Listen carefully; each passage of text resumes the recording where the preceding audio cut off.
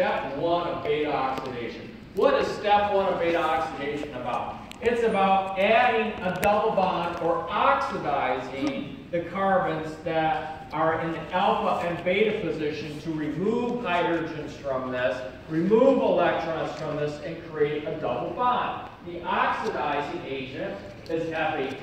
FAD becomes FADH2. You know that FADH2 gives you 1.5 ATP. If I already have a double bond from this molecule being unsaturated, as is the case in this particular scheme, every double bond that already exists, you're going to get one less FADH2 because you can skip step one of beta oxidation at that point. One less FADH2 means for every double bond you get 1.5 less ATP out of that particular molecule than a fully saturated molecule. You must be able to explain that to me on a test. Regularly shows up. Why do you get less energy out of a 16:1 fatty acid compared to a 16:0 fatty acid? That would be a great test question. You should be able to connect the dots and say, oh, well, I see that step one of beta oxidation is about making a double bond. I already have the double bond there. So I can, at that point, when I reach that point of the fatty acid tail, I can skip step one and enter in at step two and make one less FADH2 in the oxidation of this molecule. Okay, so synthesis of fatty acids.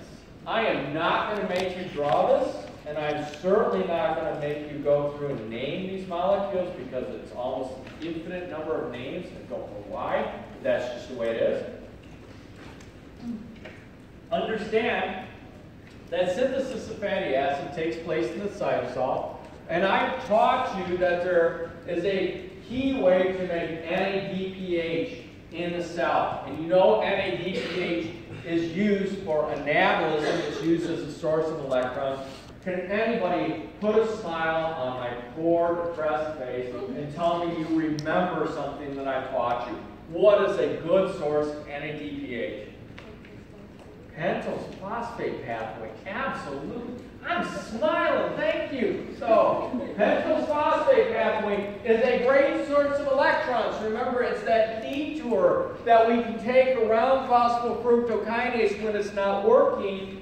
And remember, we can return that glucose 6-phosphate in the form of glyceraldehyde 3-phosphate back to glycolysis, ultimately convert it to pyruvate. And then the pyruvate again go to acetyl-CoA, and you know acetyl-CoA plus electrons represents a great way to make fatty acids. There's another way that I want you to know about in which you can make NADPH. So I might ask you on a test to name 2 ways to make NADPH. I'll show you a third later, but it has nothing to do with us. It's in photosynthesis. But 2 ways to make it in our bodies. One would be the pentose phosphate pathway. The other is export of acetyl-CoA out of the mitochondria to where it can get into the cytosol where we can end up using that acetyl-CoA to make fats. Now, acetyl-CoA produced in the mitochondria is not going to cross the mitochondrial membrane. It's trapped in there. But you know, through the first step of the citric acid cycle, that we can take acetyl-CoA and condense that acetyl group onto citric. Onto oxaloacetate to make citric. That's citrate synthase, right? That's step one of the citric acid cycle. That citrate does not have to keep going through the citric acid cycle. It can be pulled out of the mitochondrion and go into the cytosol. And once it gets into the cytosol, it can break apart again and remake oxaloacetate and acetyl-CoA. That acetyl-CoA, once it's in the cytosol, can now be used for making fats. Now, the interesting thing is that oxaloacetate can continue to be oxidized, and that oxidizing agent that oxaloacetate that uses oxaloacetate as a substrate is NADP+. So here I move my precursor for fats out into the cytosol, acetyl-CoA, and I now have oxaloacetate being oxidized by NADP+ to make NADPH. I now have the two things that I need to make fats. I have the carbon skeletons necessary for doing that, and I have electrons. Why would I need electrons? Because as I told you, fatty acid tails are highly reduced molecules. To make them highly reduced molecules, you need a source of electrons. And NADPH is for anabolism. So, I'm not going to hold you to the details of fatty acid biosynthesis. In fact, I'm going to skip through much of this. Understand that there's a lot of different molecules that I don't really care about for you. I don't care about this. I don't care about this. What do I care about? I do care about this. So notice, what I want you to know is that a large part of fatty acid biosynthesis is effectively the reverse of what you've already learned from beta oxidation. Beta oxidation is about clipping off 2 carbon units to release them as acetyl-CoAs that can then feed the citric acid cycle. Fatty acid biosynthesis is the addition of 2 carbon units to make this molecule longer and longer and longer and more and more and more reduced. So let's pick this up at step 4. Here I have a growing fatty acid tail. It's attached to a protein called the ACO carrier protein. Conveniently, the name says exactly what it does. It carries an ACO group. It's a point of attachment. It's a scaffold on which we can grow our fatty acid tail. Now, does that molecule attached to the ACO carrier protein look remotely familiar? Yeah, you should look at that and say, that looks very similar to a molecule that I saw in beta oxidation. In fact, that's what you see after step 3, right? Step 3, you take NAD+ and you oxidize the carbonyl group on that beta carbon, and you turn it, or oxidize the hydroxyl group on that beta carbon, and you turn it into a carbonyl group. Here we have the same type of molecule, but instead of oxidizing this molecule like what you do in beta oxidation, we're going to reduce it. We're going to add electrons to that. What's the reducing agent in this case? NAD+ is involved in beta oxidation. NADPH is involved in synthesis of fatty acids. So we're going to take electrons from NADPH, add them to that carbonyl group, and you can see we've effectively reversed the step of beta oxidation. We now have turned that carbonyl group into a hydroxyl group, right? And then you can see the next step is going to be, what am I trying to say here? So next step, we're going to dehydrate this, which is also reverse of beta oxidation, right? Because beta oxidation goes from step 1 to 2, you add a water to that double bond, right? So now we have reversed that, and we've generated the double bond in between these carbons. So effectively, we're getting rid of this oxygen that was on the beta carbon, and we're setting up a double bond here, and you should guess what's happening next. We're going to reduce that. We're going to reverse step 1 of beta oxidation. Step 1 of beta oxidation, we're taking electrons away from that molecule to make a double bond. Here in fatty acid biosynthesis, we're adding electrons to this double bond. We're reducing it, and we're making a fully saturated fatty acid tail. What's the reducing agent? Once again, it's that NADPH that we said can come from the pentose phosphate pathway or can come from movement of citrate out of the mitochondria in order to deliver acetyl-CoA to the cytoplasm.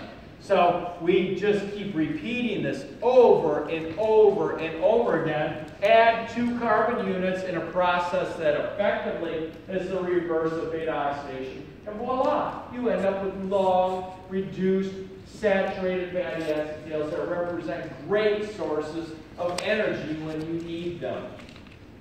So, over and over and over again. That's all I want you to know. Oh, cool. It's all happening. So, photosynthesis. Oh no, don't make me learn Yeah, there's more information. But take a step back. Why is that projector not on? Okay, sorry about that. Take a DP formation through the building of a pH gradient. So you take electrons away from redox molecules and you add those electrons to a molecule that desperately wants to be reduced, which is oxygen. And you know that when oxygen becomes reduced, when there are protons around, oxygen becomes water. And in fact, water is very difficult to burn. I defy any of you to light a match and set water on fire. It's not going to happen, right? I want you to understand that plants use an electron transport chain, and effectively, plants do the impossible. Plants burn water. They oxidize water in order to make energy to drive sugar production. So photosynthesis in the form of the light reactions effectively represents the reverse of what I just taught you in the mitochondria, where electrons go from redox molecules that are reduced to oxygen in a passive, spontaneous hexagonic way. In photosynthesis, what we do is we take electrons away from water, we oxidize water, and we deliver those electrons to a reducing agent, NADP+, to make NADPH. And in the process of splitting water and oxidizing it, burning water, you are making both an electron source for sugar production, and you're making an energy source for that sugar production. So effectively, plants use the light reactions of photosynthesis to make electrons and ATP to drive the dark reactions. And the dark reactions are the reason why global warming is not as bad as it could be, because the plants are taking that carbon dioxide that's in our atmosphere, pulling it out of the atmosphere, and fixing it to make glucose. And the thing I want you to understand, because I was misinformed when I was your age about a lot of things, and this was one of them, okay? So, but I went past the 30-30, okay? So, but I was misinformed about a lot of things. And I thought that plants use photosynthesis to make their energy. We're making energy, right? And animals use glycolysis in the citric acid cycle to make energy. That is absolutely false. Okay? I want everybody to disavow themselves of that understanding. That is not true. Plants use photosynthesis to make their food. Okay? They use photosynthesis to make their glucose in order to burn the glucose through glycolysis. They get their glucose for glycolysis by making it, by fixing carbon. We get glucose for our glycolysis by going out and eating things. It would be a horrible world if plants could pull themselves up out of the ground and chase us down in order to get their energy needs, right? And I know there's somebody out in this audience that's sitting here thinking, but Dr. Larson, what about Venus flytraps in pitcher plants, Dr. Larson? And I will tell you, yes, they do eat other organisms. And they're the most pathetic things you could ever want to see. Has anybody ever had a Venus flytrap? I remember when I was a very young child in elementary school, you know, they all make you go out and sell things for your school, right? Yeah. Okay? Go out and raise funds. And back then we had this catalog where you could go out, and one of the things you could buy was a Venus flytrap. Oh my gosh, a Venus flytrap! Mom, please get this for me. And she's like, oh, okay, I'll get it for you. How disappointing. It comes in a styrofoam cup, right, with dirt in it, and it had a baggie over it, okay? And it was like, what's the point of this? The thing can't just sit there and pull flies out of the air, right? You had to open it up, put a piece of hamburger on it, and it'd go like that. Pathetic. It was the first of many disappointments in my life, okay? It's been all downhill since. But understand that Venus flytraps, they don't eat in order to have a source of energy. They eat in order to get nitrogen, because Venus flytraps and pitcher plants evolve in nitrogen poor environments like swamps. Okay? So plants use photosynthesis the combination of the light reactions and the dark reactions to give electrons and energy for anabolism to make their food. Now understand, just like we do when we go out into the world and eat our victims, we eat for two reasons. One is for energy production, and the other is for the building of biomass. Plants do the same thing. They make glucose for two purposes. One is as a source of energy, the other is to build biomass. And it's actually a pretty good deal for the plants. All they have to do is sit there and get sun rays to drive photosynthesis. The light reactions produce the ATP, and the ATP, 18 of them, 18 ATP, are used to make glucose.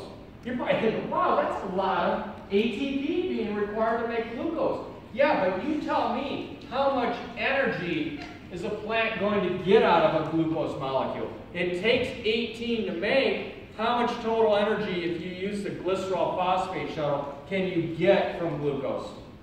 30. The plant is getting 12 free ATP for just sitting there and getting a suntan, okay? So think about it. What a beautiful system. And this is our primary entry point of carbon into the food chain. And then we take that glucose and we start to combine it with other atoms and make different rearrangements to make amino acids, to make fats, so on and so forth. So photosynthesis, even if you want to go to medical school, it is the groundwork that you must understand to understand how life works. So there are different types of photosynthesis. The one I want you to know about would be in the eukaryotes. It exists in the chloroplast. Chloroplast, very similar to mitochondrion. These are points in which electron transfer is occurring. In the mitochondria, the electron transfer is for driving reoxidation of those redox molecules. In the chloroplast, we are driving formation of reduced redox molecules. You know anabolism requires a source of electrons. That is what the dark reactions are. It is anabolism.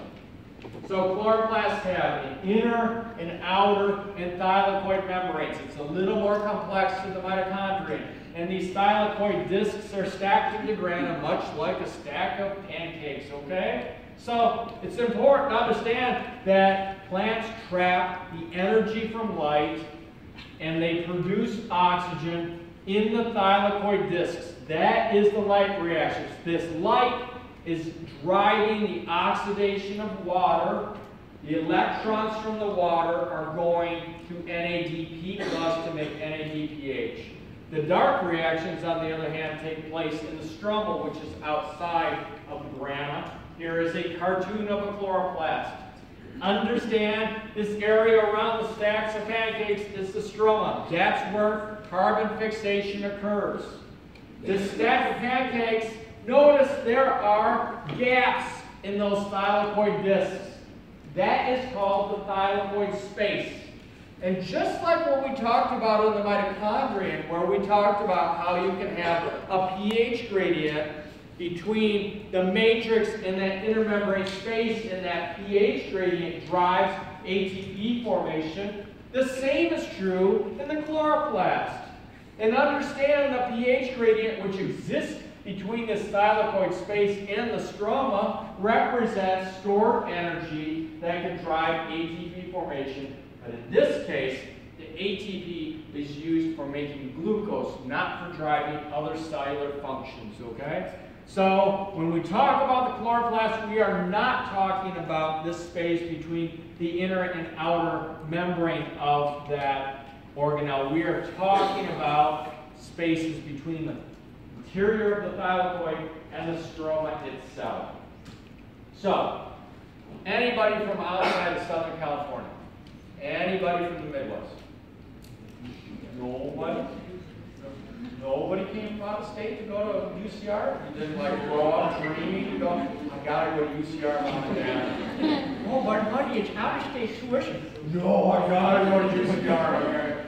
Well, I grew up in Michigan, and there's like 2 nice times a year in Michigan. First nice time is like 2 days in April, and then the other nice time are 2 days in October. And in October, what happens is we have a change in color. So the leaves of the trees that are deciduous will lose their chlorophyll, and then ultimately will reveal lots of different pigments, and it results in a spectacular fall, and then all of a sudden winter comes and you're depressed for the next 6 months. Okay, so understand that leaves have different pigments associated with them. The majority that you see are the green chlorophylls, and then you have other ones that are reds and yellows and purples. These are all responsible for absorbing the energy of light and using that energy to drive electron flow through the electron transport chain.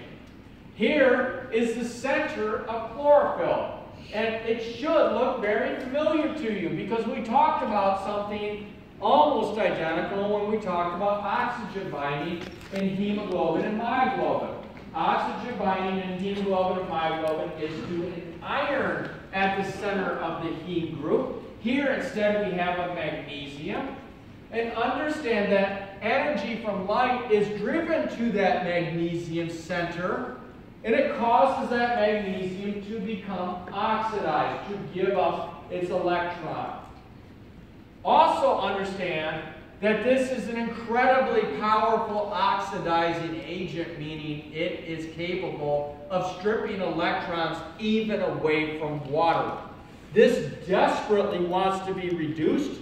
This desperately does not want to give up its electrons, but when you bombard this reaction center with the energy of light, which is a huge amount of energy, when it is focused on that very tiny spot, it causes this molecule, this magnesium, to give up its electrons to the electron transport chain. So the reason why photosynthesis is capable of oxidizing water is because there is a more powerful oxidizing agent that's part of this scheme, more powerful than oxygen itself, and it happens to be chlorophyll. Can you imagine if we could put this into our gas tanks, have photosynthesis going on in our gas tanks, we could be producing hydrogen gas from water. You could drive your cars without polluting at all, because all you would do is burn that hydrogen and return it back to water, right? It would be the perfect clean engine. So, chlorophylls A and B absorb at the red and blue light. So these chlorophylls take the energy from those wavelengths and use that energy to drive the oxidation of the chlorophyll. Notice those chlorophylls do not absorb in the green spectrum. This is why when you go outside, you see that plants are green. That's because they are not absorbing that wavelength of light. They're reflecting that green back to your eye. So those plants appear green. Now there are accessory pigments that have overlapping absorption spectrum compared to the chlorophyll to give a broader range of how much light can be collected. And these pigments tend to have different colors that they reflect. So that's why during fall, if you go out, you find that one tree in Southern California that's turning color, you'll see that all of a sudden it might have turned yellow or it might turn orange or red. That means the chlorophyll has been degraded, revealing the other accessory pigments that are there, and those pigments are things that don't absorb, perhaps in the red wavelength area or the yellow wavelength or the purple. Okay, that's their role, is to collect light from different wavelengths to drive that energy to the center of chlorophyll. So chlorophylls are arranged in photosynthetic units. The antenna chlorophylls gather light, and then that light energy is passed to that magnesium. And magnesium is the center of it all. It's something that desperately wants to hold on to electrons to the point where it can drive the oxidation of water. But when the energy of light hits that reaction center, there's so much energy being focused on that point, it will become oxidized, and the electrons can then go into the electron transport chain and ultimately go to NADP+ to make NADPH. Okay? So these reaction centers are incredibly stable. in terms of holding onto their electrons. So here is the spectrum of light that are absorbed by chlorophyll A and B. You can see there's a large area of green that is not absorbed. That's why plants are green, because they reflect that light. So here is a photosynthetic unit. Energy is all being driven to that reaction center. It's all coming in from multiple angles, multiple antenna pigments and such, and that energy is used to drive that oxidation of that reaction center. The electrons are given to the electron transport chain. So this is important. You must understand this. So I'll take a nice pause, let you gather yourself, understand the importance of this moment. The light reactions are all about oxidizing water to oxygen, taking the electrons away from water, and giving those electrons to NADP+ to make NADPH. NADPH is an electron source for anabolism. Dark reactions are anabolic reactions that are used to make glucose, and making glucose is a reductive process. Is there not a source of electrons in gluconeogenesis? What step of gluconeogenesis is a reductive step? Glyceraldehyde 3-phosphate dehydrogenase, correct? Adds electrons to that growing molecule. It is a reductive anabolic process. I'm going to show you, when I teach you the dark reactions, that effectively the dark reactions are almost identical to what you already know in gluconeogenesis. So you're looking at me saying, man, this guy knows no limit. He just keeps teaching me more and more information. There's only so much room in your head. You don't have a USB port in there yet, right? So maybe sometime in the future you will. But right now you don't. Give me a break. And I'm going to give you a break, okay? Yeah. And here's the break. You already know this stuff. Oh, give me a break. I'm not lowering my standards. No, you already know this stuff.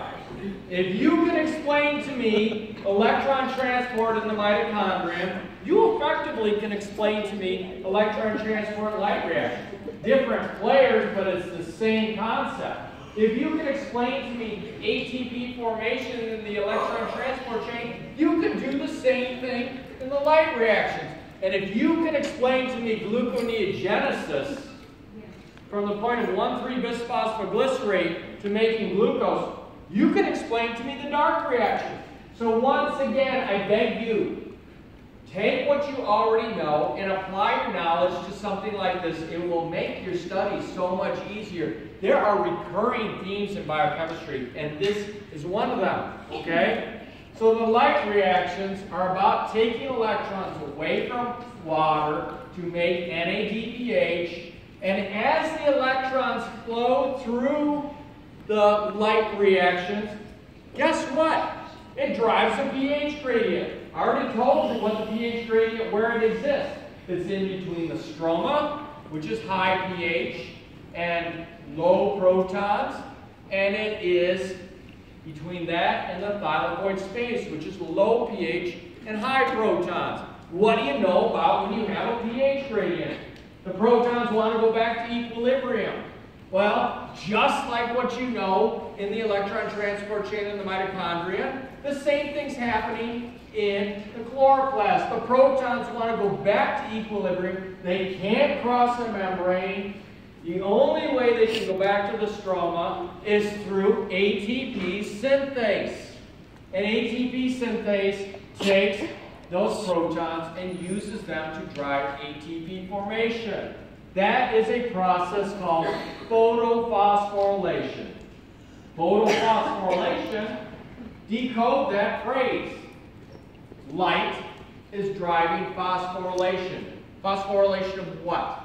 ADP, right? That's all that means, and it's the same type of process that you've already learned in the mitochondria. So the light reactions make an electron source for sugar production, and they make an energy source for sugar production. Now, plant scientists kind of are not the smartest people in the world, okay? We don't win Nobel Prizes, and we don't cure cancer, so we're not somebody that people come to diagnose their diseases or anything. And here's an example of how we're not very smart. So there's two photosystems involved in the electron transport chain, and understand that, yeah, they're called photosystem 1 and photosystem 2, but because we're not very smart, photosystem 2 comes first, okay? We did not learn math very well in elementary school, and it's just something that stayed that way for eternity, because the problem with science is once somebody has labeled something and it becomes accepted, you never can change it. So I get to perpetuate the myth. Photosystem 2 comes first, not photosystem 1. So photosystem 2 is the point in which we remove electrons away from water, we oxidize water. Think about how powerful of a statement that is. You put fires out with water. If you have a fire, you pour water on it. It is so difficult to oxidize water, right? And here plants do it for a living. They just sit there and absorb the energy of light, and they convert that water to oxygen. So you should thank a plant for two things. Next time you walk outside and you see that blade of grass, yeah, you look down on it, okay? And you say, hey, little blade of grass, thank you for two things. First of all, thank you for making that oxygen that I breathe. And secondly, thank you for taking that carbon dioxide that comes out of my car and fixing it into glucose so that I can have that nice grass-fed steak tonight, right? Okay? So there's three things to thank that little blade of grass for. And then you'll mow it, right? That's the fourth thing, right? So it oxidizes water to oxygen, and then the electrons go to NADP plus in photosystem 1 to make NADPH. As the electrons flow between the two photosystems, we make ATP. And if you have a source of electrons and you have a supply of ATP, you can use those to make or to fix carbon. So this is a profound statement. Please sit there and understand what I'm trying to say here. The light reactions are